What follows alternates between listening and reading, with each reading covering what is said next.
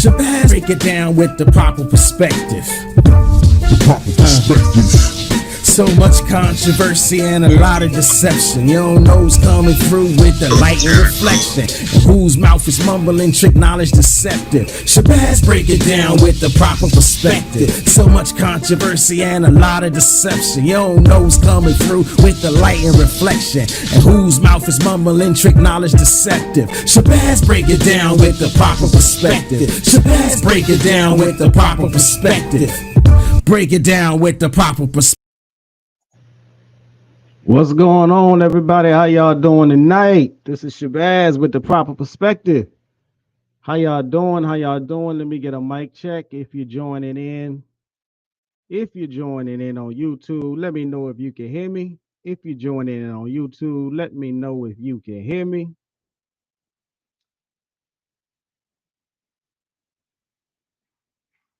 Trying to see right.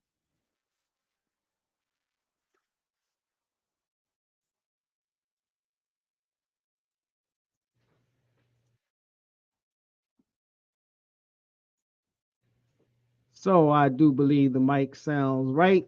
Check one, check two. How y'all doing? This is Shabazz with the proper perspective, coming to you live on YouTube, getting ready to also broadcast live on TikTok and Instagram, trying to make sure those sites go up as well. So bear with me. How y'all doing? What's going on, everybody on TikTok and Instagram? What's going on, everybody on YouTube? Coming to you live tonight, Wednesday, March 19th. What we talking about tonight? What we talking about tonight? Discovering Black spirituality. We're going a little bit beyond Christianity and slavery to unveil Africa's ancient faiths. Now, this is not a subject. This is not a sales pitch. I'm not trying to convert anybody. I'm not trying to make you change your faith. I'm not trying to make you mad. I'm not trying to insult your faith, whatever your faith may be. I wouldn't be surprised if most people that tune in is of the biblical persuasion, because that's the scenario. But what we're going to talk about tonight is the faiths, the traditions, the practices, the belief systems of our African ancestors, and to some extent us as well today, beyond Christianity. Why am I doing this? Well, for a couple of reasons. One, it is a subject that is I do find rather important, but it is also a subject that well, it sort of came to me because I had a conversation with somebody, and as I usually do, I get to breaking down a subject, a topic, and in so doing it, there's an interesting dialogue that occurs, and I figured let me build on this a little bit further by putting together a little something, something, not too much, but I wanted to make sure because I've seen it. I've seen this topic come up several times before. So someone said to me, "Well, what's an African god? Like they don't even have gods. They didn't have gods before Christianity. That's the reason we value the Bible, because there was no religion before the Bible." So I've heard this idea so many times. I've had conversations about this so many times. And so I figured, okay, well, let me at least try my hand at putting together a little something. This is similar to something that I would have gone over or that I have addressed in some of the classes that I have taught, but I'm gonna go a little bit further than what I would have done in class, especially in today's political climate. You know, talking black stuff can get you fired. So I'm glad I'm not doing this in the classroom.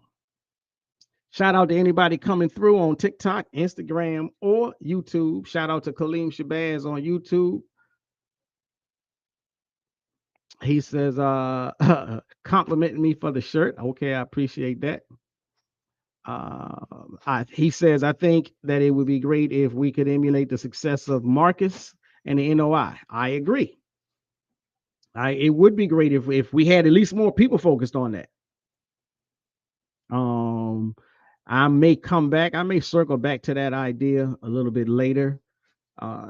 It may have a direct or indirect connection to what we're talking about tonight, at least for the first half. Shout out to people on TikTok. Now, I'm sure if you've joined me before, then you already know I can't really read all of the names that be jumping up because TikTok is a lot more instamatic, so to speak. But shout out to Jeffrey Thompson, 1418 on Instagram. Shout out to Zerk Tooney on Instagram. Let's see. Shout out to Hadendy, Tommy DeWitt on TikTok. But again, let me get started in tonight's discussion. I don't want to belabor the point too much. What are we talking about again? We're talking about African religions, traditional African religions. We're talking about specifically the religious persuasions, the religious perspectives of the Africans who were entrapped, enslaved, and human trafficked over to the West. So we're talking about our enslaved African ancestors who were, caught up in the Ma'afa. So I have entitled tonight's discussion, The Gods of Our Ancestors, African American Spirituality and the Lies That Hide It. And the lies that hide it. So I do have a bit of a PowerPoint presentation, so to speak, that I'm going to pull up. And I say that as to say, if you're on TikTok, if you're on Instagram, it would behoove you to come on over to youtube.com/@theproperperspective so you can see everything. And you can hit the like button and you can hit the bell for notifications. But I digress a bit. So come on over so you can see this PowerPoint presentation that I get ready to begin and set up on the screen. Let me share my screen.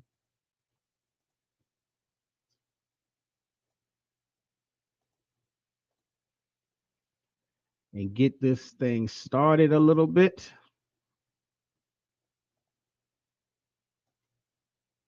So, as you can see on the screen, let me see if I start this slideshow a little bit.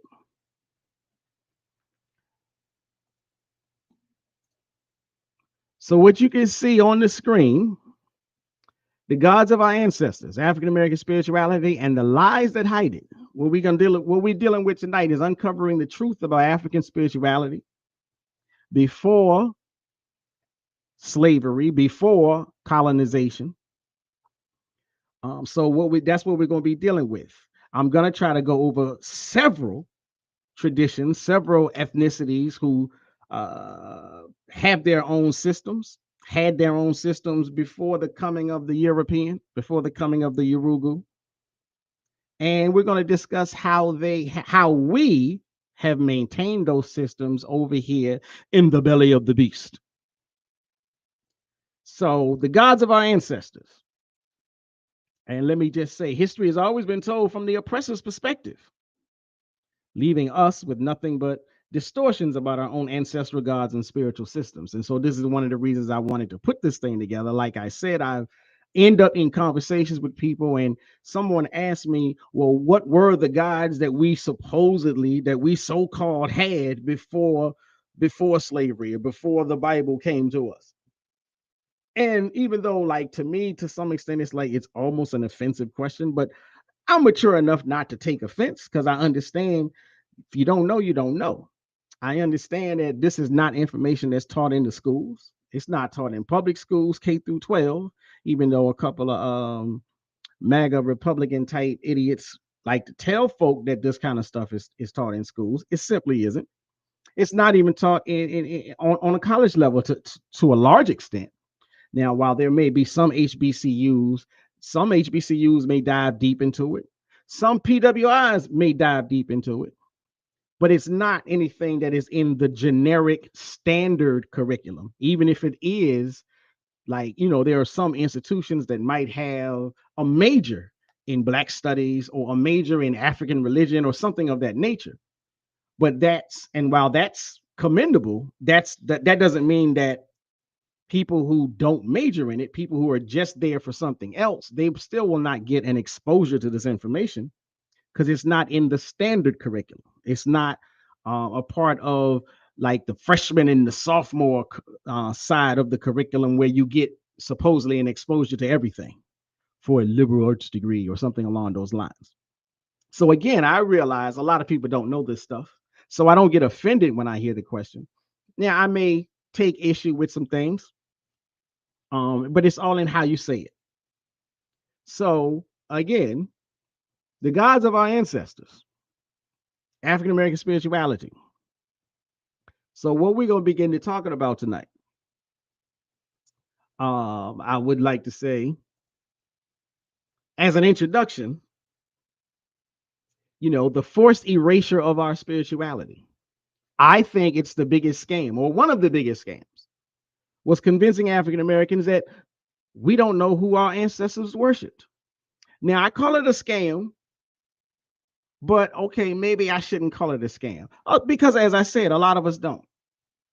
Now, but I will. The reason I say it's a scam is because we don't, in the particular sense of most African Americans, but we as people of the information age, people in the digital age, as a society, as a civilization, we know. It's just not put out there that much. But there's enough people who do know. And it's just a job, it's just a task, it's a challenge to get this information to the masses, because we as African Americans don't control the curriculums. We don't control the textbook industry. We're not in those seats of power to make the decisions as to which textbooks get used in particular schools. But the information is there, like I said. And so now again, I will say, an Igbo, I will recite, so to speak, an Igbo proverb. And why did I choose Igbo? Because Igbo is one of the people groups, one of the ethnicities that was brought over here during the Ma'afa. So we as African Americans, there's a great number of us that have Igbo heritage. And the Igbo proverb for the night says, a person who does not know where the rain began to beat cannot say where they dried their body. A person who does not know where the rain began to beat them cannot say where they dried their body. Now, that's an interesting proverb. What does this mean? What does this mean, Shabazz? What are you talking about? It sounds odd. Well, really what it means is if you don't know where the disruption started,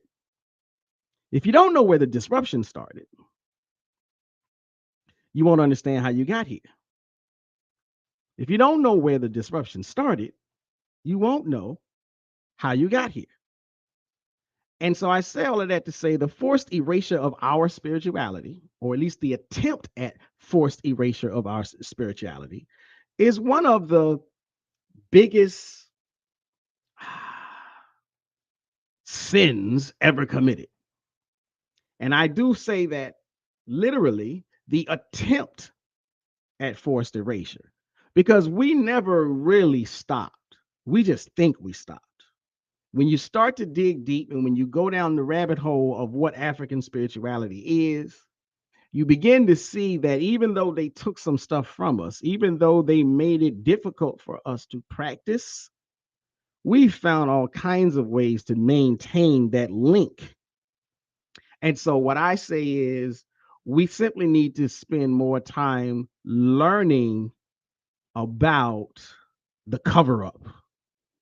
And the more we learn about the cover up, the stronger our connection to the source, if you want to call it that, becomes. So again, the biggest scam ever pulled was in trying to convince African Americans that we don't have a history of religion. We don't have a history of spirituality. We don't have a tradition of understanding the divinity, because the truth is very much the opposite of that. They would like us to believe that our spiritual traditions were erased. They would like us to believe that our spiritual traditions are demonic. Now, this would be something that I begin to take issue with when the Abrahamics start knocking on the doors, because too many of our Abrahamic brothers and sisters have gone knee deep into this "that's the devil worship" ideology when it comes to African spirituality. But this live stream is an attempt to bring the truth out. So I hope that by the time I get finished, I hope what I have exposed a few things. What gods our ancestors actually worshiped before slavery.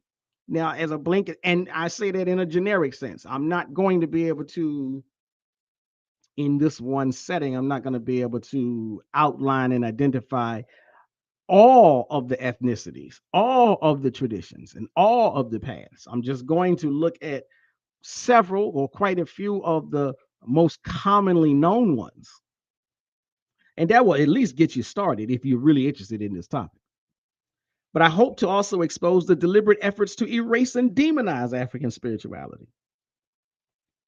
I hope I can share some information that will show you, tell you, explain to you how African spiritual systems still exist within Black American culture today. And particularly, one of the words I cannot stand is why the word pagan is tantamount to the N word. Why the word pagan is a slander. It's nothing more than a psychological weapon to keep us disconnected.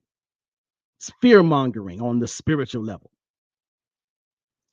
So again, that's the hope. That's what I hope that we get through as we traverse this landscape that I have set up tonight.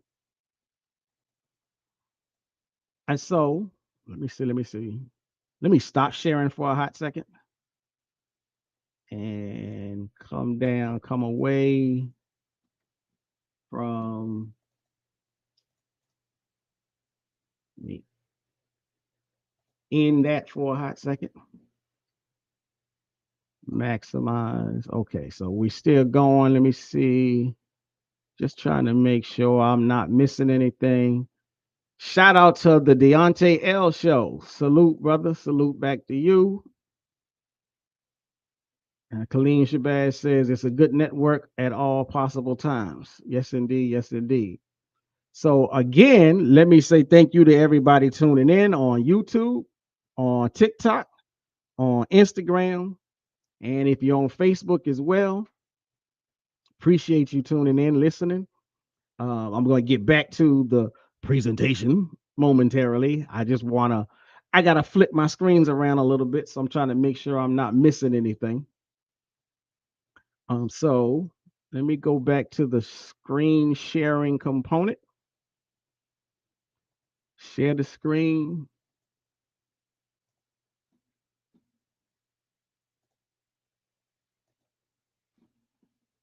So as I share this screen again, I'm going to see if I can do this slightly differently. Pull up this way, do it that way. Okay, so as I get started with this, I'd rather have it. Let's see, maybe that's a little bit better. Yeah, I like that. Now I hope you can see this on the screen. If I maximize. No, I don't like maximize. So as I said, what we're talking about is our ancestors and the traditional religious practices that they observed. So as we move forward in this, who did our ancestors worship?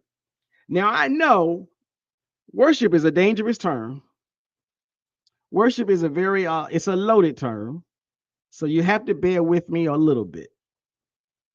When I say worship, I'm not trying to step on toes, but I do know that brothers and sisters of the Abrahamic faith take a very uh I don't want to say narrow-minded, but a very laser-focused view about the word worship and what is to be worshiped, what is not to be worshiped. So I'm going to try to be careful, but it is what it is. I know I'm going to step on a few toes. But you do not throw away your gods. Let me say that way. You do not throw away your gods just because they are silent. What does that mean? What does that come from? What am I talking about? That's a Yoruba proverb. I said password.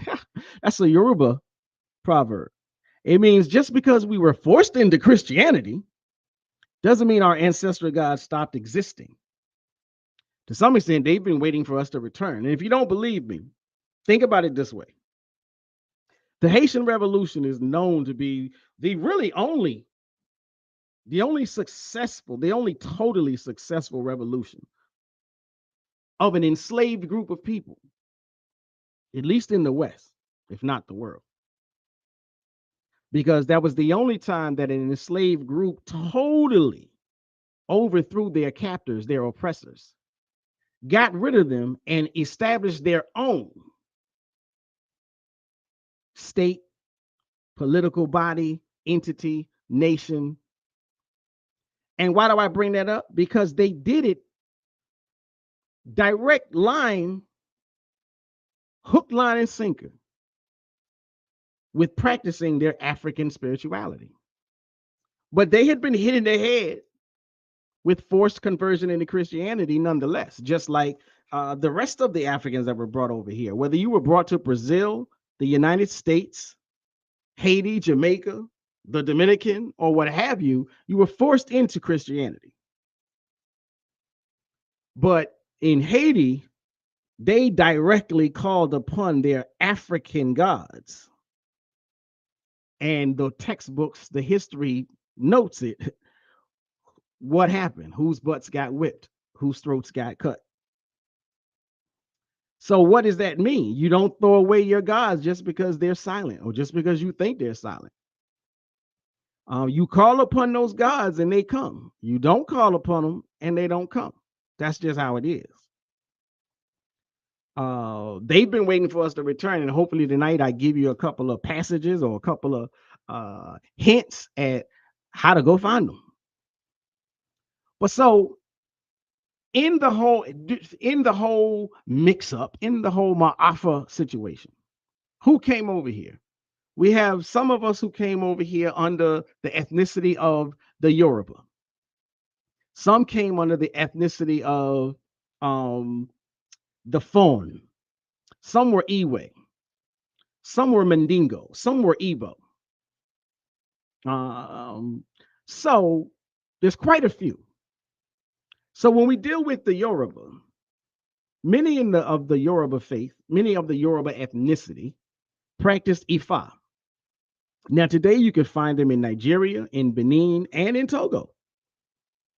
And for them, in their language, the little puny little word in English, we say God. We may be used to that word, but that's not really, it's just because we're used to it, that doesn't mean that that's the right word. In the Ifa religion, the word they use for God is Olodumare. And so this, just the very fact, again, what was asked of me was, what were the African gods? How do you know that there was an African god? Okay, now, if you're so stuck on the idea of looking for the word God, G-O-D, the English word coming up out of Latin, then you won't find it. But if you're looking for the concept of the divinity, if you're looking for the concept of the divine deity, the supreme being, the creator, the most high, all these other phrases that we use, the Yoruba had that. It's called Olodumare. So Olodumare is the supreme being. And Now I know if someone hears me with what I'm getting ready to say next, they're gonna take issue with it. But I'll say it this way first. So recognition of Olodumare as the supreme being, God, but then with the Orishas as intermediaries. Now, intermediary is a good word, is an interesting word. A lot of times when you start digging into this, what you'll find is people will say things like, the Orishas are like the angels. And in some way that's true, but for people who practice the religion, they might say, hold up, I'm not gonna let you do that. Don't use those words to describe what this is. Those words don't work. So just there's some similarity, but it's not a one-to-one connection. But the similarity lies in this: the idea of what an angel is in Abrahamic beliefs is a being created by the Supreme that is in some way or form higher than the human, but definitively lesser than God in and of itself. But those beings, those angels, they do the bidding of God. They do the work for God. When God wants something done, God will send an angel to help out. That's what the Orishas are. They take care of things for the sake of Olodumare. So again, this is one of the major spiritual systems.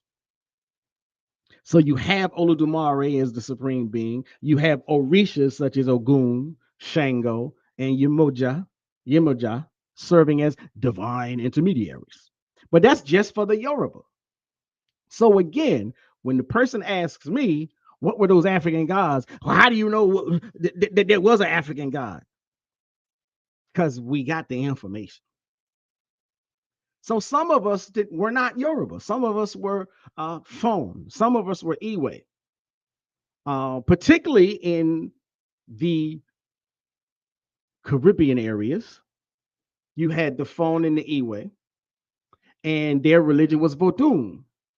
Now, but I may be a little partial to Vodun. I like the ideas that come about of Vodun, but Vodun itself, though Western civilization, Western media, Western religions have been always trying to vilify this religion.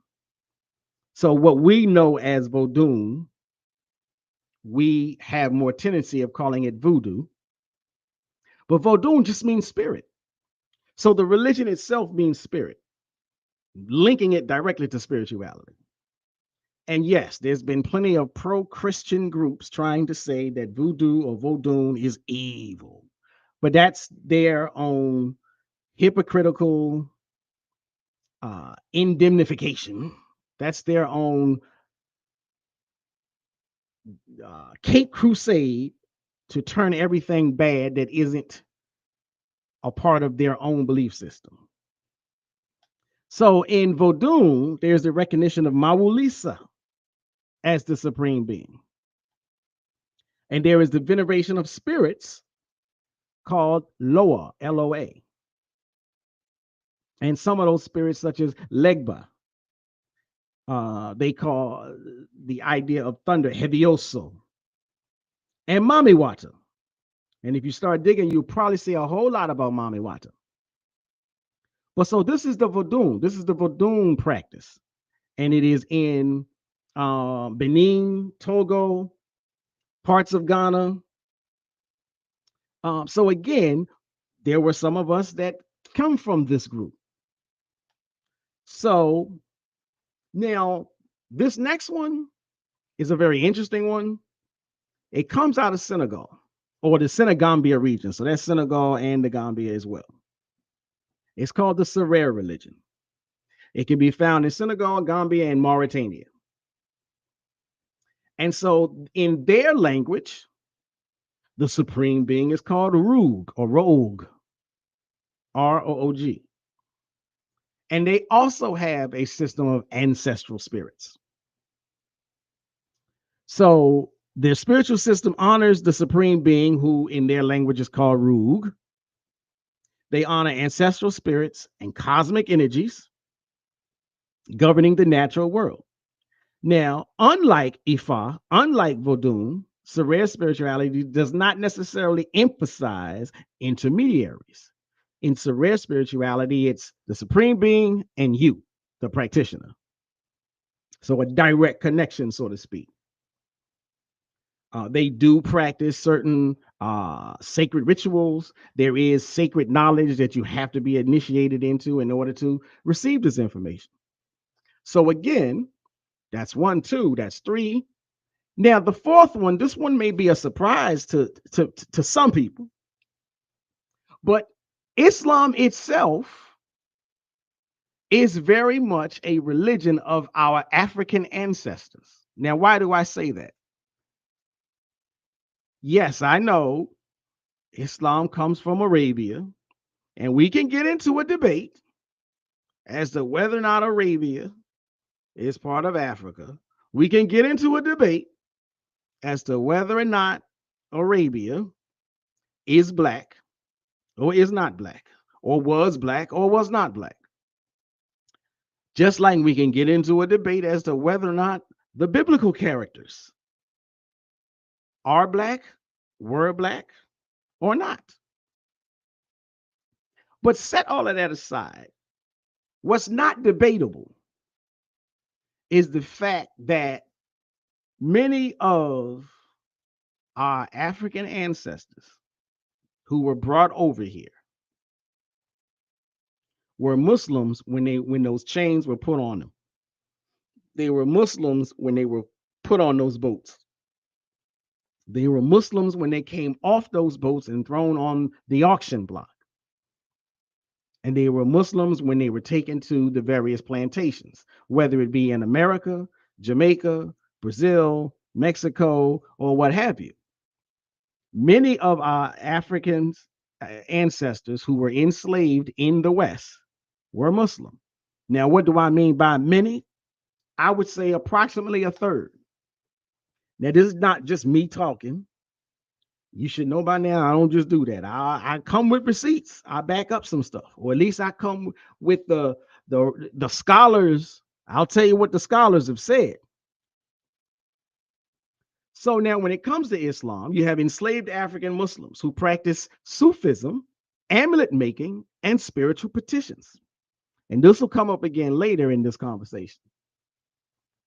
So you have, like I said, approximately 1/3 of enslaved Africans were Muslim. So some of our Muslim ancestors came from Mali, some from Guinea, some from Senegal, some from Sierra Leone. All of these areas were caught up in the Ma'afa, in the transatlantic slave system.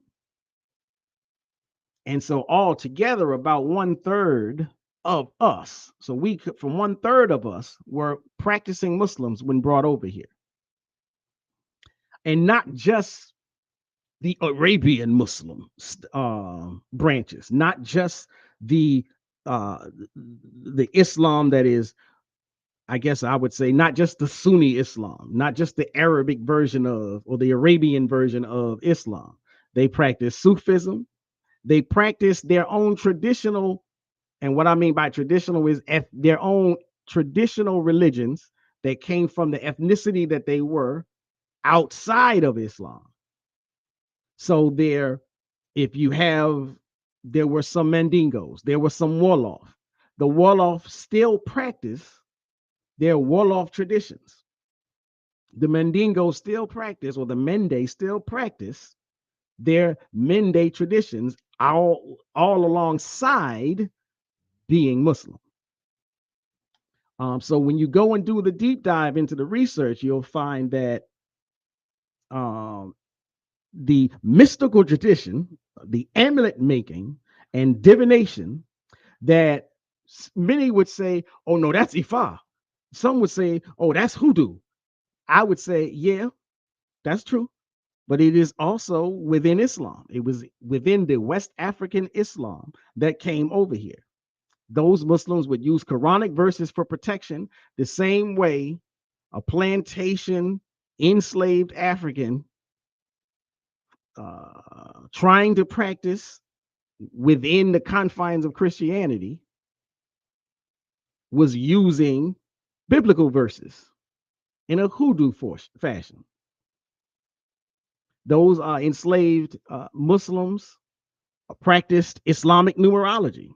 They practiced spirit invocation. And they carried these practices as long as they could, as long as they were alive, and as long as they could transfer them to their offspring. Now, again, you don't want to believe me. I understand. I don't take offense to that. But you can look up John S. Mbiti, African Religions and Philosophy. You can look up Robert Farris Thompson, Flash of the Spirit, African and Afro-American Art and Philosophy. These are two texts from scholars that delve into these issues. So it has been said, or it has been quoted, I should say. I found a quote from Robert Farris Thompson, I believe. And I will share this with you. Shout out to Madison Burkovi, who joined on TikTok. Shout out to Making Money with Stan and Joanne Fukawa, who joined on Instagram. Let me see. So let me see. Where was I? Key quote. So a key quote for you. The Black gods traveled. They survived the slave trade.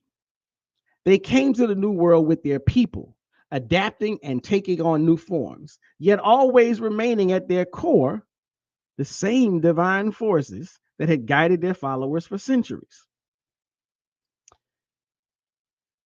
The presence of Vodun in Haiti, the presence of candomblé in Brazil, the presence of hoodoo in these disunited snakes of America proves that African spiritual systems did not disappear, but evolved in responses to oppression. We were not a religiousless people.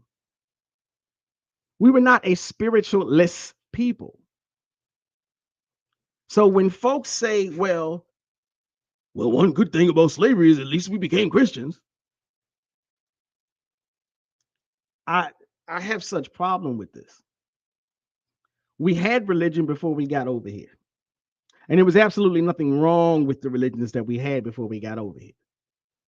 And this doesn't mean that I am trying to provoke you. This doesn't mean that I'm trying to convince you to give up your religion. You practice whatever you want. Malcolm X said we keep our religion in the closet and we do the work that needs to be done for revolutions, for progress, for the establishment of our own nation within a nation, so to speak. So that's not what I'm saying, and that's not what I'm doing with this information. Again, the purpose of this conversation and discussion is to simply enlighten you, or at least enlighten the people that asked me the question. What was African? What were the African gods before slavery? So again, that's what I'm doing. I'm discussing the African gods, the African spiritual systems before slavery. You do with that information whatever you so desire. Now, so another thing that came about in, like I said, in this conversation was someone said, well, we don't know where we come from. And I'm like, okay, look, for a long time we didn't. For a long time we couldn't. But even in saying that, let's think about this. Now, our ancestors that were first brought over here, they knew where they came from. And a lot of them transferred this information down within their families. Now, yes, over time, it was forgotten, and we never had the opportunity to codify this information or textualize this information, tabulate this information in the books. So, yes, it got to a point in time where we did forget. But there also came a time when we started digging. There also came a time when we started looking again. And after we started looking, we started discovering. And so once we discovered, we now have the responsibility to share that information. We do know where we came from. In a very general and broad sense, we came from West Africa. The vast majority of us came from West Africa. We didn't come from South Africa, and that's not a shot. We didn't come from Kenya. We didn't come from Uganda, and that's not a shot. That's just a fact. The vast majority of us came from West Africa and Central Africa. That's just what it is. So we know where we come from. Now, no, we don't know the very specifics, but there's ways for us to dig at that too.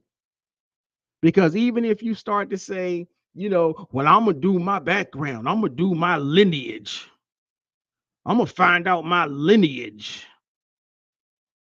If you're lucky enough to get all of the information, you're still going to track back to a slave boat. And somebody knows if you get the right slave owner. Some slave owners were meticulous about writing everything down. And some slave owners were slobs and didn't give a darn about writing anything down. But there are plenty of us within the African American community that have done the work, on their own in their families, and they have found out, they have discovered what specific lineages they came from. Because the information is there. It's very hard to get, and everybody doesn't get to it, but some of us do. For those who don't, for those who can't, hey, you do have the DNA test. And you can miss me with anybody that says, well, I don't believe in the DNA test. Okay, you can disbelieve it all you want to. You don't got to believe that the sun is real, but it's there. So I would say, yeah, there was a time when we didn't know. There was a time when we couldn't know, but we live in the information age. Scholars have done the work. Now, we are not collectively taught the information. Why? Because once again, we don't control the curriculum. We don't control the textbooks. We're not pushing collectively for this information to get into the curriculum, to get into the textbooks. That's not a fight we're even trying to do. It is a fight we should be doing. Matter of fact, whenever I bring this conversation up, what I hear is, I ain't got time for that. What I hear is, it's not the white man's job to teach us our history. Cop out, cop out, cop out, cop out, cop out. Because is it the white man's job to take our taxes? He take our taxes. We pay our taxes. We should have a say-so in what goes into the curriculum. It's our taxes that pay. It's our taxes that pay the schools. It's our taxes that pay the schools, at least in part. So as much as our taxes pay for the schools, our will should be informed into those textbooks. So like I said, 90% of us have genetic links to West and Central Africa. The transatlantic slave trade primarily took people from Nigeria, Benin, Ghana, Senegal, Angola. I'm trying to think who else.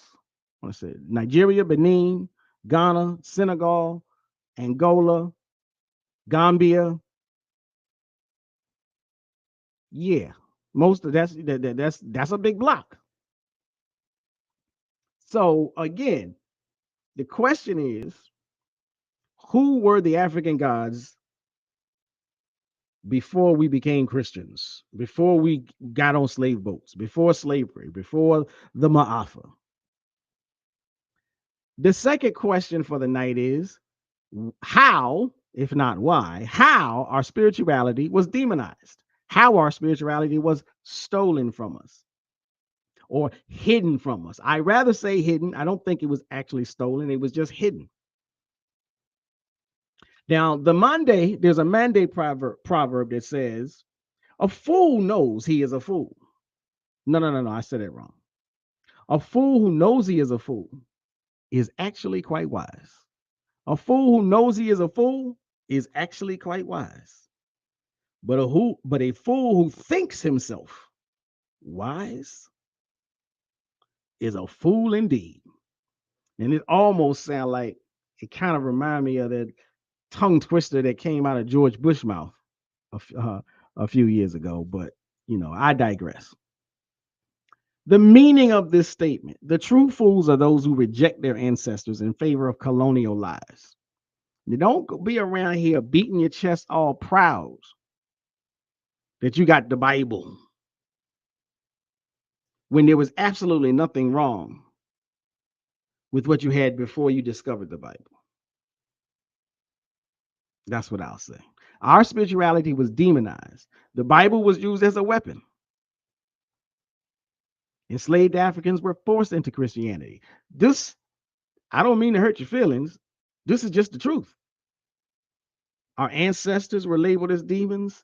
Orishas in the Ifa system were labeled as demons. African deities were then in the fight to maintain African spirituality. Most Africans decided to syncretize their religious ideals, their religious ideologies, their spirits, their divinities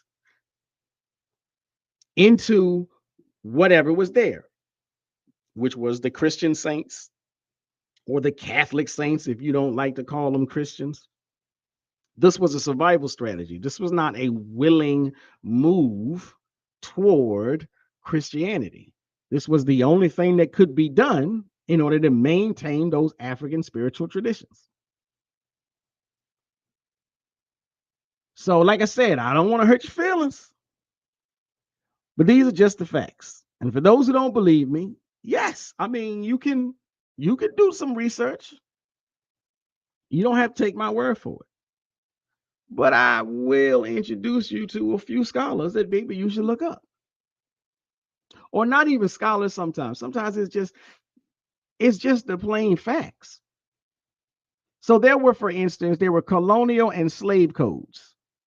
There were colonial and slave codes. Let's see if I can pull this up.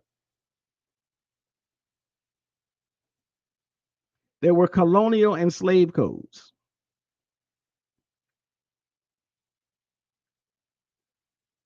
So many colonial laws explicitly mandated conversion to Christianity and restricted African religious practices. So again, it's not correct. I can't say appropriate. That's a judgment call. I don't think it was appropriate, but it's certainly not correct that Africans were jumping for joy to become Christian. This is not the facts. This is not the truth of our ancestors. You may be jumping for joy that you're a Christian now, but just recognize this is not the case. This is not how it was when we were first brought over here. Now, in Virginia, in particular, Virginia had the 1667 Act, what they called the slave baptism law. The slave baptism law. Let's see if I can make that clearer on the screen. Again, thank you for tuning in on TikTok, on Instagram, and on YouTube. Thank you for tuning in. Thank you for joining. If you're on TikTok and Instagram, please come on over to youtube.com/@theproperperspective. Give me a shout out in the chat room. Leave a comment. Hit the like button. Like, share, and subscribe. youtube.com/@theproperperspective. But let me get back to this. Virginia's 1667 Act, the slave baptism law. Maybe I'll blow this up a little bit. The slave baptism law. So baptism does not alter the condition of the person as to his bondage or freedom. This is what the law said. Baptism does not alter the condition of the person as to his bondage or freedom. Meaning, we gonna mandate that you become Christian. We gonna force you into Christianity, but we still gonna deny you the legal benefits that Christians in Virginia get to have. So again, you can't tell me, okay, maybe I would be wrong to say if it happened in Virginia, it happened in all states. Okay, I won't say that. What I will say is Virginia was a model, at least for the South. But we know for a fact it happened in Virginia. So there were no enslaved Africans jumping for joy to become a Christian. The law said, this what you gonna do, this what you gonna be. And if you jump on down to South Carolina, pull that on up. The South Carolina Slave Code. It shall not be lawful for slaves to meet together for religious worship before sunrise or after sunset, unless in the presence of at least one white person. So again, why? Christian conversion was not voluntary. And it was monitored, it was controlled. Often it was violently imposed. And they went so far as to say, once the sun go down, y'all can't get together. Now, unless there's going to be a white person there. Why? Because they were scared that they was going to practice the truth. They scared that they was going to actually put that little Bible back down on the bench, back down on the ground, and start worshiping their African deities. So no, it was against the law. Not without a white person there. Now, this is just two examples. And if, like I said, you don't believe me, then you could check out A. Leon Higginbotham. A. Leon Higginbotham. And he wrote In the Matter of Color, Race and the American Legal Process. So there's your scholar for you. There's your scholar for you. A. Leon Higginbotham, In the Matter of Color, Race and the American Legal Process. But if you want to go further, you have Olado Equiano, an enslaved African who became literate, described how Christianity was weaponized. And he wrote, I have seen many times that when a Negro has refused to be baptized, he has been beaten until he submitted. And the priests themselves took part in these abuses. So again, you have our African enslaved ancestors telling us this was no picnic. This is not what we wanted. The late, great Frederick Douglass wrote, between the Christianity of this land, America, and the Christianity of Christ, I recognize the widest possible differences. I recognize the widest possible differences. Now, why would he say that? Because he knew whatever's going on over here, this is not what it's supposed to be. This ain't what it's cracked out to be. We didn't even try to join. We didn't want to join. We weren't even forced to join for this. But you also have missionary accounts proving forced conversion.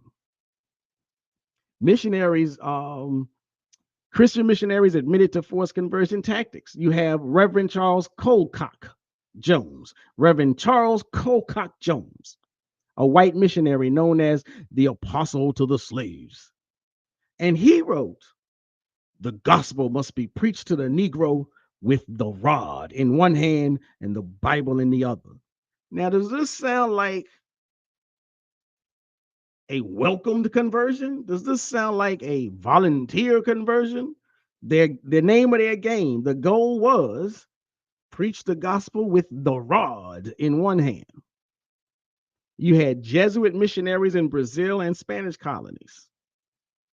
In Latin America, Spanish Catholic priests were instructed to extirpate African and indigenous religions under the threat of death or brutal punishment. For the life of me, I can't find the willing participants, at least not over here. There may have been some willing participants on the continent. We'll get to some of those.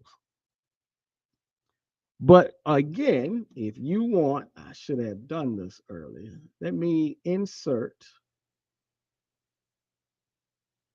a slide. Well, I thought I could insert a slide. Yeah, new slide. Put it up here.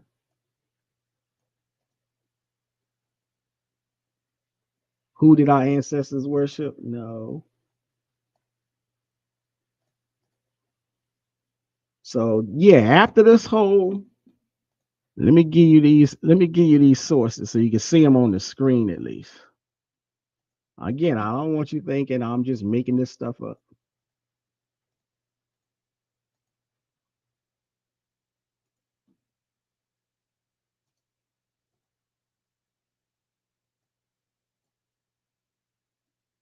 And apparently, oh well, that's not gonna work. Well, I tried.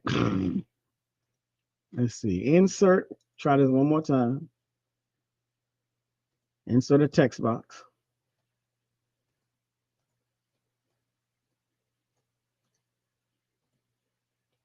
Okay, so it's not gonna work like I thought.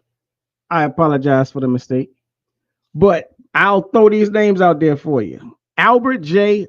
Rabateau, Slave Religion, The Invisible Institution.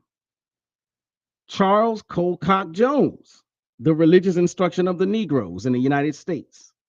And John Thornton, Africa and Africans in the Making of the Atlantic World.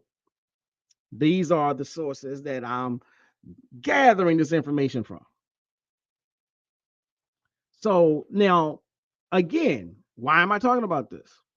Who are our African ancestors? What are the religions? Who are the gods of our African ancestors?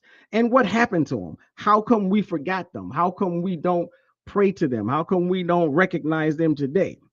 Because they tried to beat it out of us. That's why. They tried to beat it out of us. The Bible was used as a weapon. The Bible was used as a weapon. Let's see, where do we go from here? So let's see, we already talked about the slave codes. The missionaries who used Africa's social divisions. Well, before I go there,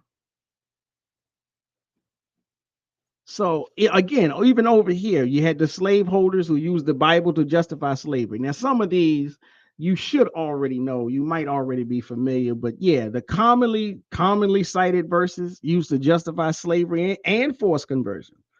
Ephesians 6:5, slaves, obey your earthly masters with fear and trembling. This is one of those, they even created like what is it? They did the dumb down effect. They took the whole Bible, they ran through it themselves and took out anything that might give an idea of freedom, that might give an idea of fight back, that might give an idea of revolution. They called it the Slave Bible. In 1807, a heavily edited Bible given to enslaved Africans, with entire books removed to prevent rebellion. Again, you don't do this kind of thing unless you're trying to fool people, unless you're trying to distort some things. And this is what happened to the traditions and the practices that we had before we got here. So a systematic and violent suppression of African religion. The historical evidence confirms beyond doubt that Christianity wasn't a choice for enslaved Africans. It was enforced through colonial laws, physical punishment, and the deliberate oppression, suppression, erasure, demonization of African spiritual systems.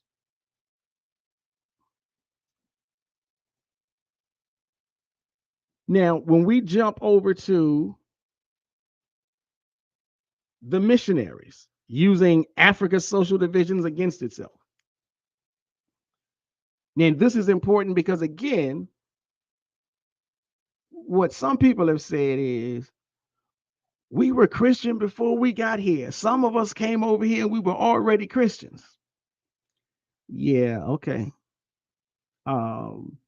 Missionaries in Africa would recruit social outcasts to dismantle African traditions. So missionaries often worked with African converts, many of whom, under social or economic pressure, became active participants in dismantling traditional faiths. Elite Africans, particularly kings, were frequently the first to convert. I don't dispute this. as European diplomacy often treated an entire kingdom as Christian once its ruler accepted baptism. So just because you can go back through the annals of history and see, oh, see, look, this kingdom, they was Christian. If the king converted, it was written down as the whole nation is Christian. Whether or not anybody talked to anybody outside of the king's palace was not germane to the conversation. One famous example is King Alfonso the First of Congo. He initially embraced Christianity. He believed it would strengthen diplomatic ties. He believed it would improve trade with Portugal. So even for him, this was not a spiritual revolution. This was not a consciousness of spirituality. It was business. However, upon realizing the Europeans' insatiable greed and disregard for African sovereignty, he began writing missives, writing letters to all the European monarchs he could think of. He knew he had met. And he was, I hate to say this, but yeah, he was begging them to halt the exploitation of his people. His correspondence reveals that while African rulers may have adopted Christianity for strategic reasons, many did not anticipate the full scale of European treachery that would follow.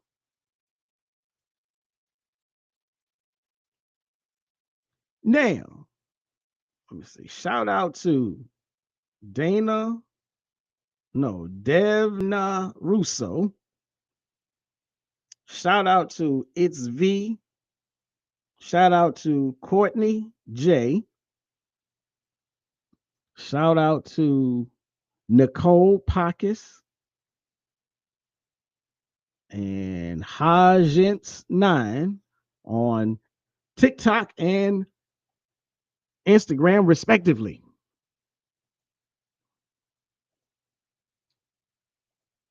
As we proceed, as we continue. So again, we talk about these missionaries,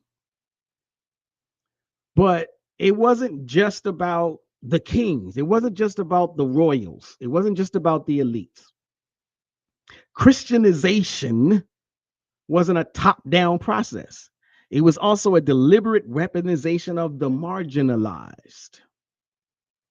So the same way that the American government goes into foreign countries today and they find a group of people who are unhappy with the way things are set up in that country, spy systems, espionage, CIA operatives, is the same way the Christian missionaries went into Africa. So once they found out, once they learned the system and understood who was at the top, who was at the bottom, who's in the middle, why they're in the middle, how they're in the middle, they began to work. And so when they found marginalized groups, they began to work on converting them. Now, Chinua Achebe's Things Fall Apart, a remarkable textbook, a remarkable novel, illustrates this, where the missionaries recruit the outcasts. He calls them the Osu in the Igbo language, the Osu, the outcasts, and other discontented individuals who had been shunned by the greater society.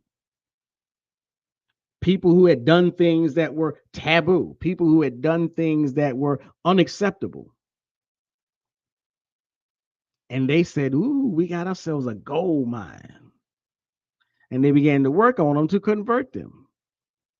And so once they converted them, they gave them honor. They gave them titles that they never had, titles that they would never be able to get when they were in the fold of traditional society for whatever taboos that they broke. So these converts, once given this religious legitimacy, this religious authority by the missionaries, they became some of the fiercest agents of destruction against their own traditional communities. They went right back in and started stirring up trouble because now they got newfound beliefs and they've been given more authority than they ever had. Sound like black cop ideas coming up out of hip hop. So in one section of um Chinua Achebe's book, he says this. And again, I thought I had it on the screen. Let's see. He says, he's speaking of the converts, the Christian converts. None of them was a man of title. They were mostly the kind of people who were called efulefu, worthless, empty men. The imagery of an efulefu in the language of the clan was a man who sold his machete and wore his sheath to battle. Now, this is a quite vivid image. He sold his machete and carried his sheath to battle. Now, if that ain't a description of a fool, who gonna show up? You know, just like they say, don't bring a knife to a gunfight. He gave up the knife and just brought the knife holder. This passage captures how missionaries didn't simply offer Christianity as an alternative faith. They exploited divisions within African society, using those deemed worthless by the traditional system to undermine and ultimately replace it. Achebe's portrayal reflects real historical tactics used all across Africa, where social outcasts, enslaved persons, and those denied status found in Christianity both refuge and a tool for vengeance against a society that had excluded them. You know that, what's that other proverb? The child that is not embraced will burn down the village to feel warmth. That's who the Christian missionaries found. That's exactly who the Christian missionaries found. None of them was a man of title. They were worthless, empty men. Now, that may sound harsh, that may sound cruel, but I mean, hey, we got worthless people in the world today. You know, if a foreign country wanted to sneak into this country and cause trouble, they would go look for the people who get rejected. It is what it is.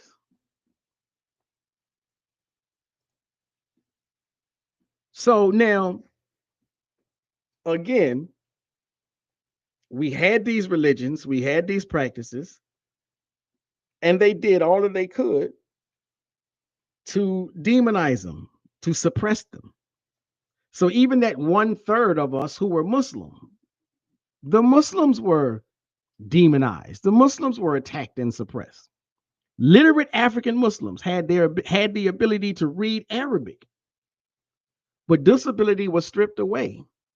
For one, they were not allowed to write it. They were not allowed to speak it. If they were caught writing it or speaking it, you know, they did things like cut out the tongue. They did things like cut off a finger or cut off a hand. So they had their ability to write and read all together, and it became the utmost danger even to teach their children how to read and write in Arabic. The fear of exposure was real. Enslaved Muslims like Omar ibn Said, a scholar from Senegal, a Wolof, I believe, Muslim, were forced to disguise their literacy. That's almost like today when the smart black kid got to hide his smartness in the classroom. But despite this, he secretly wrote an autobiography in Arabic while he was in North Carolina in captivity. So this is just one example proving that Islamic scholarship continued in hidden forms and even under repression. Don't believe me? You can look up Albert J. Rabateau, Slave Religion, the Invisible Institution in the Antebellum South. And even him, he says, Christianity among the enslaved was not simply an acceptance of the master's religion, but rather a complex fusion of African spiritual practice, resistance strategies, and new theological understandings that provided a sense of identity and hope. So let it be known, for instance, Ogun was syncretized as St. George in Christianity, Izili Dantor was syncretized as the Black Madonna. So again, you still have these enslaved Africans who were fighting to hold on to their traditional practices. They hid it, they covered it up, but they did not let it go. Now, later on down the road, their children's children may have begun to let it go. Hey, not for nothing, but yeah, sometimes things happen. But again, like I said, even hoodoo, if you're familiar with that, even hoodoo, conjure, and black church practices today are just African spirituality in disguise. So I don't know what happened to my screen.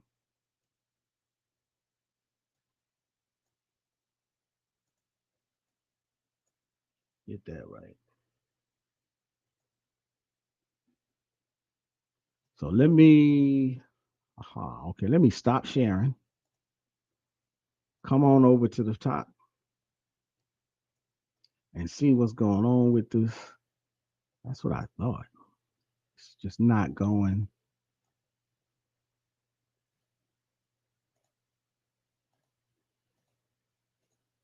Okay.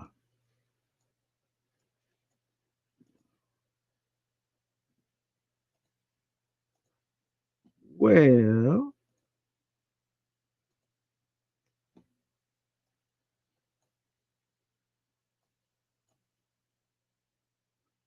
bear with me for a second, ladies and gentlemen. I am trying to fix this presentation. It's jumping for some reason. But again, let me see. So,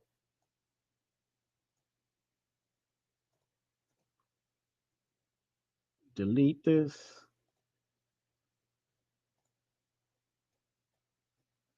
Okay, now we got somewhere, I think.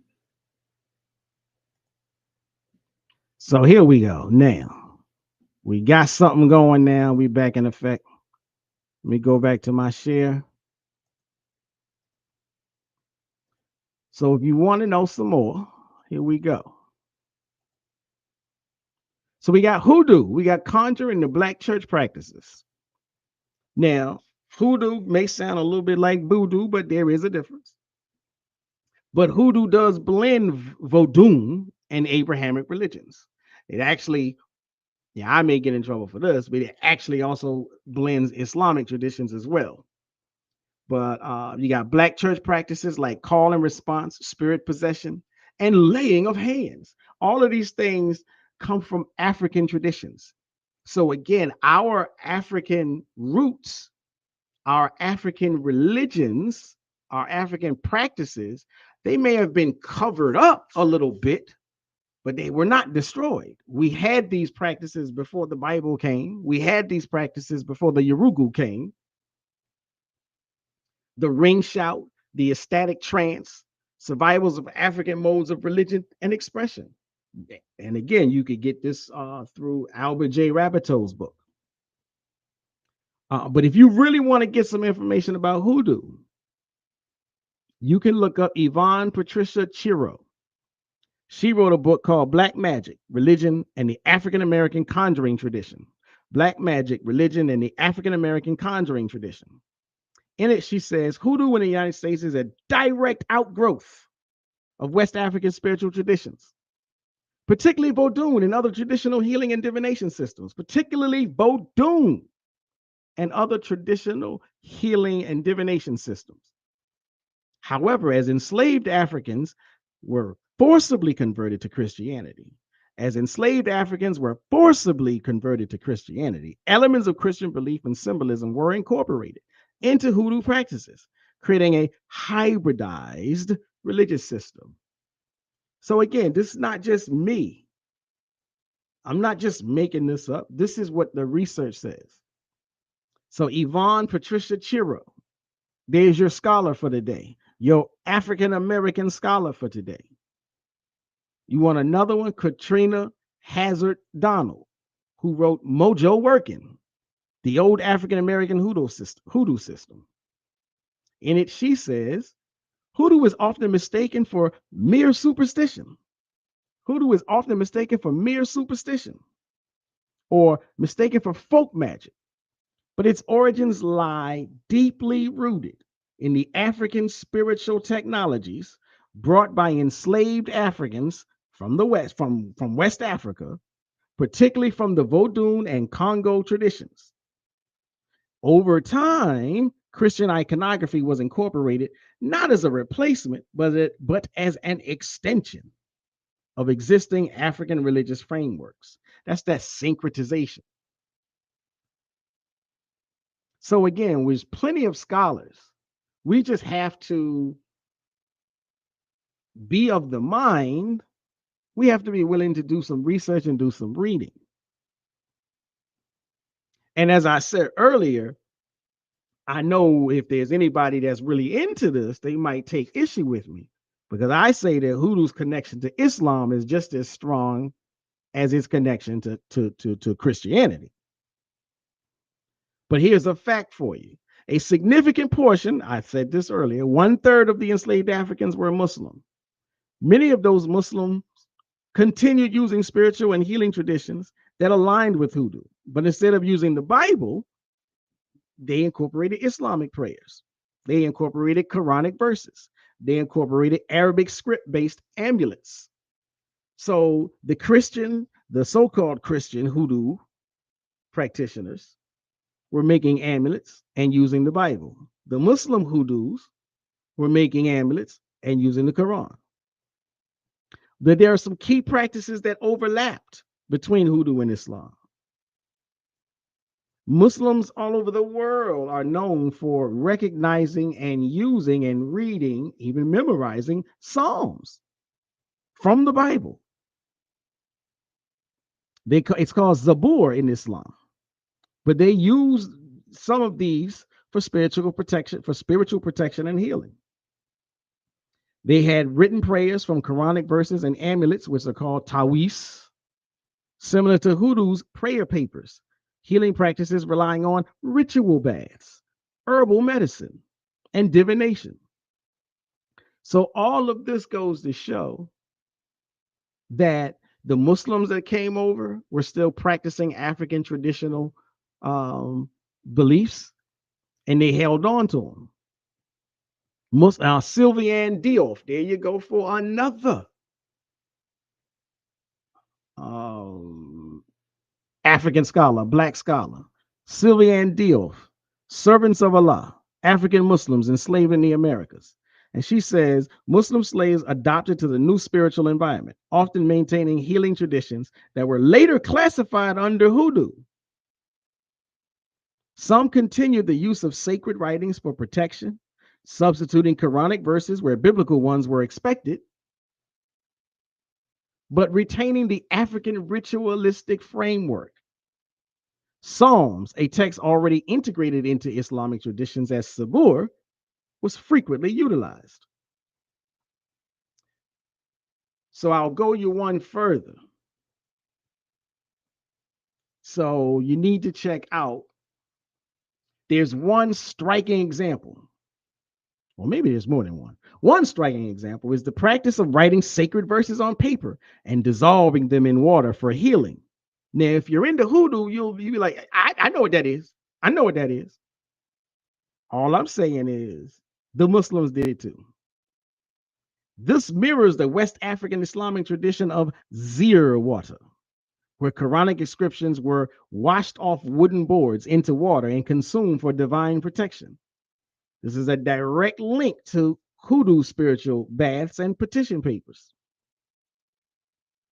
Many enslaved Muslims, unable to practice Islam openly, preserved their esoteric knowledge through hoodoo.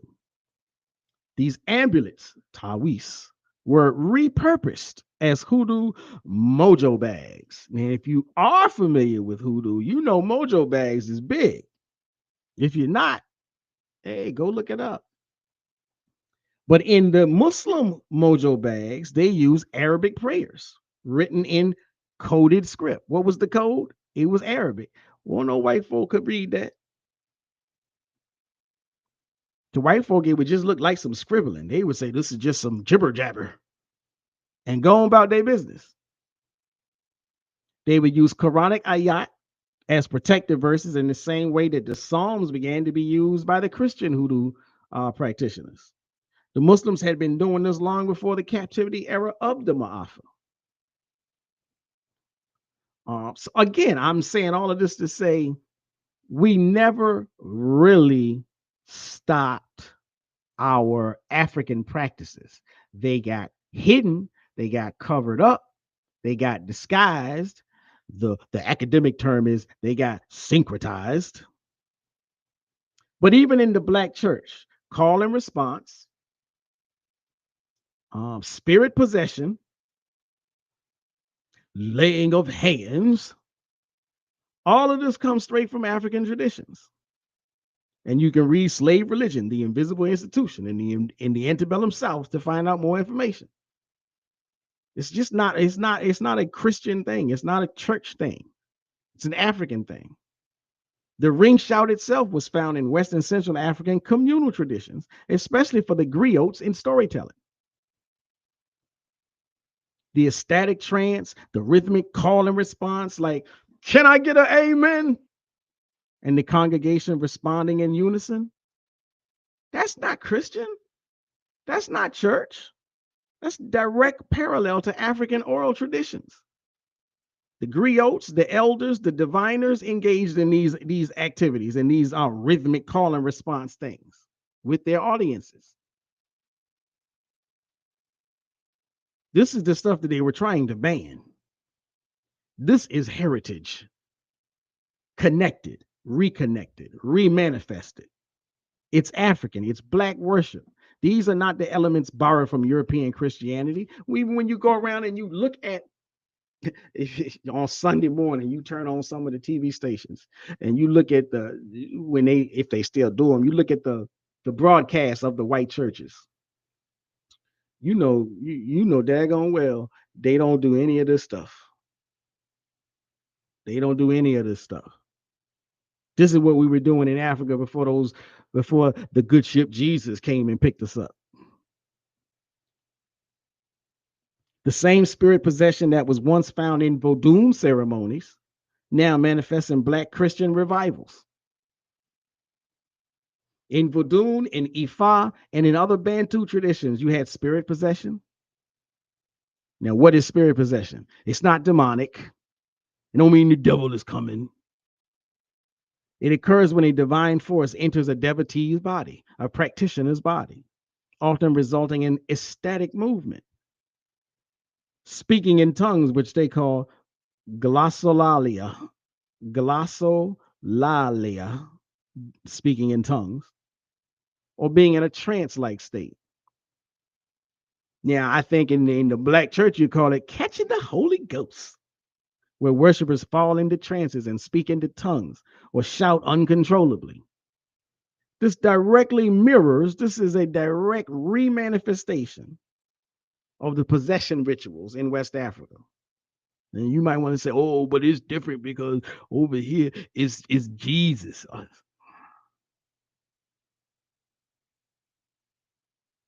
Really? In African healing traditions, they had priests, they had priestesses, they had traditional healers, herbalists, who would place hands on the sick or afflicted to transfer spiritual energy or invoke divine healing. You got some people going to Reiki circles nowadays. Now, I'm not saying anything bad about Reiki. I've done it myself. It's real. I believe it. I've observed it. I felt it. I've experienced it. But it's no different from the African healing circles that we had before the good ship Jesus brought us over here. That's all I'm saying. So again, we may not always have a direct connection to the specific language we spoke before being inculcated with English. We may not have a direct link to the specific ethnicity, but those African practices are deeply rooted in our spirit. They're stuck in our DNA. You can't get them out if you wanted to, and they always keep coming back. The joke is just like, and this is not a shot, this is just a joke. But just like, it was a brother making a joke about sisters perming their hair. And he said, why is it a perm when you got to keep on doing it? Apparently, it ain't permanent. Because every time you get rid of the kinks, they keep coming back. Just like that African DNA. You could try to cover it up, it's going to keep coming back. So, again, I don't know what that was. Okay. We got all this information out there and people don't know. And so I had somebody else when I had this conversation last time. They said, but I don't want to be no pagan. I don't want to be no heathen. Shout out to DC Sniper Live Worldwide for jumping on the live on YouTube. Shout out to DC Sniper Live Worldwide LLC for jumping in on YouTube and leaving a comment. Again, if you are tuning in, if you think anything is interesting that I have said, please hit the like button. Share this podcast with somebody you think might benefit from it. And if you want to get on here and debate me, share this podcast with somebody you think can destroy my argument. But so to the people that say, but I ain't no pagan, this is the Abrahamic brainwashing. So I encourage you to look up etymology, look up the origins of the word. Because the word pagan, I would suggest to you that the word pagan is just as negative as the N word. It's just as problematic. It's just as propagandistic as the N word. The term pagan or paganism originated from the Latin word pagamus, which means a village dweller. So that original word, pagan, just meant village dweller. And you hollering, I don't want to be no village dweller. Well, you ain't, because you don't live in a village. It has nothing to do with spirituality. It has nothing to do with religion. It doesn't have anything to do with God. It meant village dweller, or at best it meant countryman. So just like we have in English today, that's a country bumpkin. That's what pagan meant. Now, some researchers say they may have also originated from the word paganus, which literally refers to the behavior or attitude or anything pertaining to a village dweller. But again, you either have it as the definition, the label for a village dweller, or the label for the attitude of a village dweller. But there is no inherent religious, there's no inherent moral designation to the term. It only became a religious slur because of the Roman Empire. And because Rome wanted to create a way to, now you already know they had their own little method of establishing a religion. They also had to have their own method of encouraging people to jump aboard. And so one of those ways was to create the aura of backwardness. If you don't jump aboard, then you'll be looked at as a lowly village dweller. You ain't hip. You ain't with the times. So that's where the religious slur came from. Be there or be square, essentially. That's all pagan means.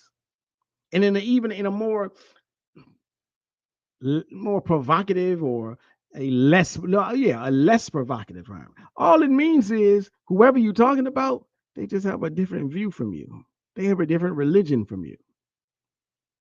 But the term itself was used to justify forcing Christianity onto people, particularly enslaved people, but onto people in general. They needed this term. They needed something. Just like today, they need something. They need some kind of a slur campaign in order to bring down certain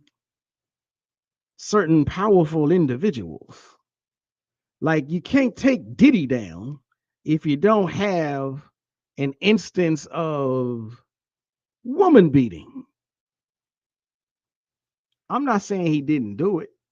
I'm saying the only way you was going to knock him off his square was to find him doing it.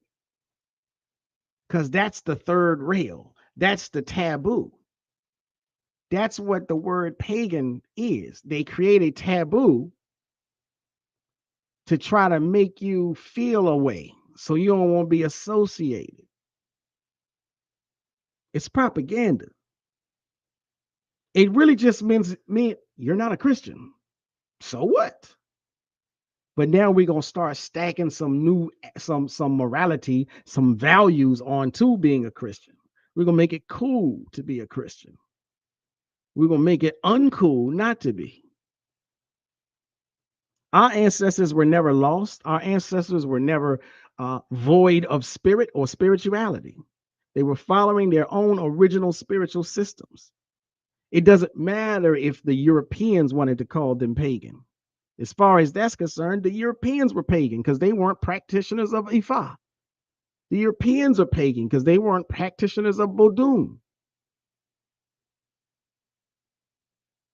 Now you can look up the scholarly source entitled Santeria, African Spirits in America by Joseph M. Murphy, where he says the survival of Yoruba and foreign religious practices in the Americas proves that despite the horrors of slavery, the African spirit remained unbroken. Orishas and Loas continue to be honored, adapted, and reinterpreted by millions today. You can also look up J. Olumide Lucas. He wrote a book called Gods of the Yoruba. And in that text, he writes, the Yoruba conception of God is not that of a singular, distant deity, but rather a vast. That's quite interesting. Because to the Yoruba, to put everything into this one entity, you are limiting God, and God cannot be limited. Lucas says Orishas representing various aspects of life are mediators rather than deities in competition with a supreme being, because there is no competition with the supreme being. They're mediators.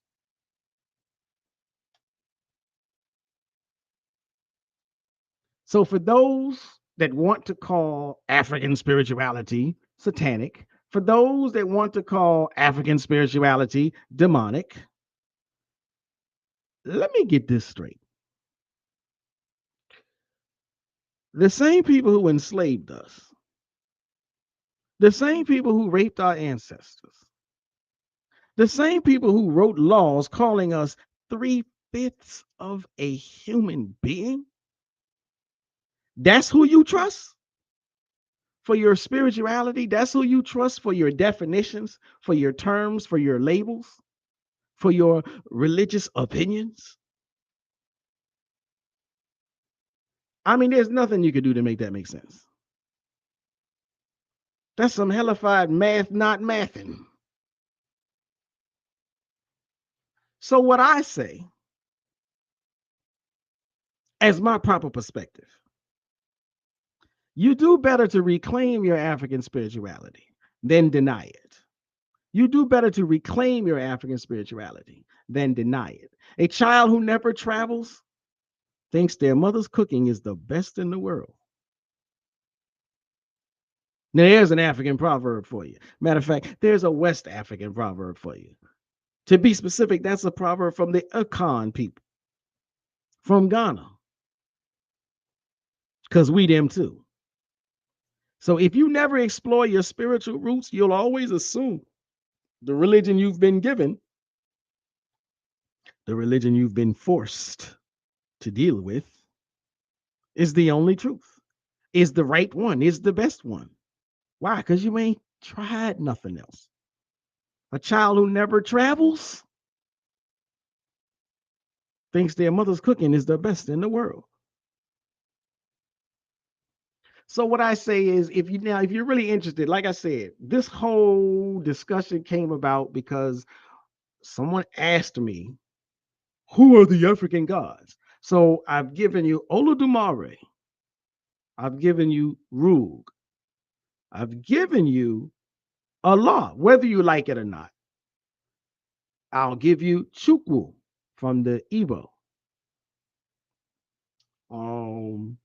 But so my suggestion would be to start learning, pick up a book, research Ifa, research Vodun, research Sarer, Igbo, or Mende spirituality. If you can find them, talk to elder practitioners and historians. Now, I know that might be the most difficult one, but they out here. You can find them if you look. But don't just sit on your hands and say, well, we ain't had none. Well, who were they? I don't know who they are. You don't know if you don't go looking. And like I said at the top of this program, the goal is to simply expose you to some of those systems, some of those gods, so that you can look it up. You can read some of the books I mentioned. Play this. You can play this podcast again. I'd be most ecstatic if you did. But please stop letting the colonizers' fear tactics control your spiritual journey. If you really want to get down to brass tacks, as they say, I got a recommendation for you.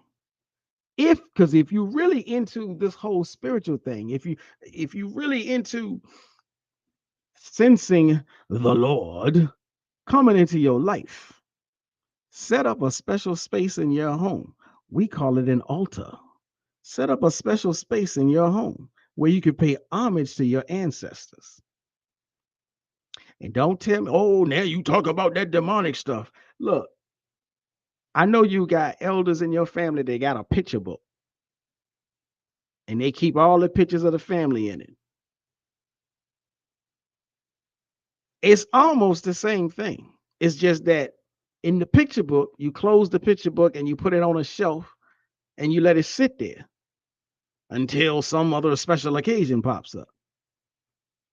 It's really no different. An altar will sit a little bit more in an open space, but it can be in a closed area. But if you're known to have pictures of your ancestors, it ain't demonic when you open the picture book, is it? No. So it's not demonic to simply have a space. But you can set up a little special space. And if you're not scared, you can call it your ancestral altar. This is not worship in the Christian sense. This is not worship in the Judaic sense. This is not worship in the Islamic sense. This is honoring.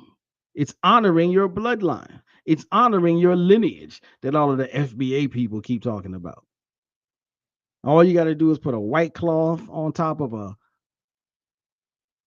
table. You set a glass of water on it, and you speak a prayer acknowledging your lineage, acknowledging who your lineage is, acknowledging that they are enough for you, that they acknowledging their presence. And you will begin that spiritual journey, reconnecting to the African gods that we were observing, practicing, and honoring before the Ma'afa, before the good ship Jesus brought us over here. Now, my final takeaway, because after this, let me see. Anybody else? Let me see, anybody jump online? Okay, yeah. Okay, so that's clean, that's clear. Anybody else in the chat? Okay, I think I done hollered out everybody there. African Americans are not spiritually lost. African Americans are not spiritually lost. We were kidnapped. We were brainwashed. We were lied to. But the ancestors never left us.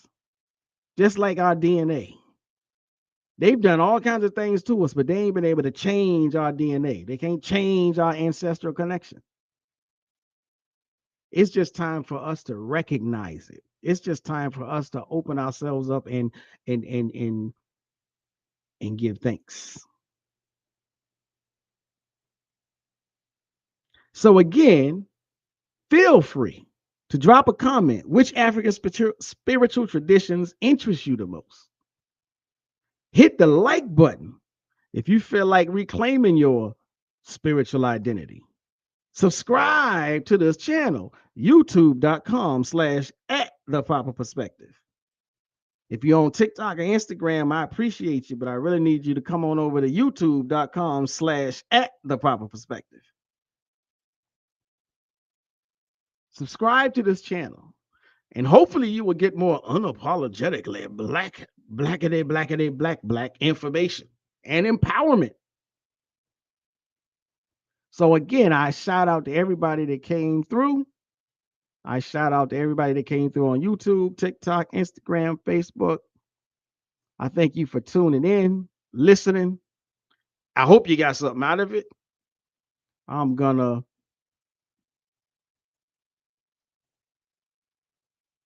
get ready to play my outro and roll on out unless I don't see anybody else. So I'm gonna roll on out of here and play my intro.